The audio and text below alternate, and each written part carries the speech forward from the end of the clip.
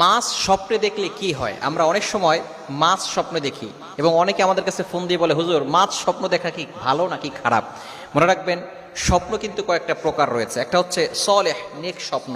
এই সলেহ যে নেক স্বপ্নগুলো আছে, ভালো স্বপ্নগুলো আছে, এগুলো আল্লাহর পক্ষ থেকে আসে। আর একটা হচ্ছে খারাপ স্বপ্ন, যেটা শয়তানের পক্ষ থেকে আসে। আর একটা হচ্ছে নফসানি স্বপ্ন, অর্থাৎ আপনি সারাদিন যেটা চিন্তা ভাবনা করেছেন, ফিকির করেছেন, যেটা নিয়ে সবসময় মাথার ভিতরে ঘুরপাক খাচ্ছে, এই স্বপ্নই আপনি বারবার দেখছেন।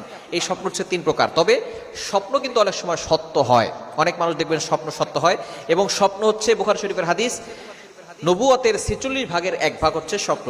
অর্থাৎ নবীদের যে স্বপ্নগুলো হয় এটাও কিন্তু ওহী ছিল, কিন্তু এখন বর্তমানে কোনো ওহী নাই, তবে স্বপ্ন সত্য হওয়ার সম্ভাবনা থাকে।